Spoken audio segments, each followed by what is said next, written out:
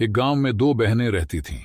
एक का नाम सना था, जिसे लोग काली बुलाते थे, और दूसरी का नाम सबा था, जिसे लोग गोरी कहते थे।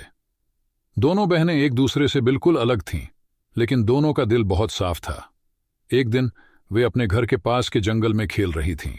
जंगल में खेलते खेलते उन्हें एक पुराना सा छोटा डिब्बा मिला। जब उन्होंने डिब्बा खोला तो उसमें एक चमकदार जादुई ब्रश था, जो खुद से हिल रहा था। ब्रश के साथ एक कागज भी था, जिसमें लिखा था, जो इस ब्रश का इस्तेमाल करेगा उसका चेहरा बदल जाएगा। सना ने ब्रश उठाया और मजाक करते हुए उसे अपने चेहरे पर फेर लिया। देखते ही देखते उसका चेहरा सुंदर और बिल्कुल सबा जैसा चमकने लगा। दोनों बहनें हैरान रह गईं। सबा ने ब्रश ले लिया और कहा, अब मेरी बारी है। लेकिन उसने अपने चेहरे पर लगाने के बजाय अपनी चमकती आंखों को और सुंदर बनाने की सोची। ब्रश का असर उल्टा हो गया और उसकी आंखें अजीब सी लगने लगीं। दोनों बहनें ब्रश को समझने की कोशिश कर रही थीं।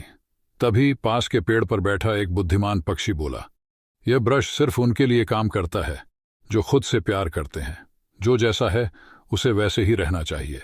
सना और सबा ब्रश को डिब्बे में रखने ही वाली थीं कि ब्रश फिर से चमकने लगा। उस ब्रश से एक प्यारा सा परिंदा निकला, जो सुंदर रंगों वाली रोशनी में बदल गया। परिंदा बोला, तुम दोनों ने जो सीखा है वह सबसे बड़ी बात है। अपने अंदर की खूबसूरती को पहचानना ही असली जादू है। फिर ब्रश और डिब्बा धुआं बनकर उड़ गए और दोनों बहनें एक दूसरे की तरफ देखते हुए हंसने लगीं। सन्ना बोली, मुझे कोई फर्क नहीं पड़ता कि लोग मुझे क्या बुलाते हैं, मुझे अपने रंग पर गर्व है।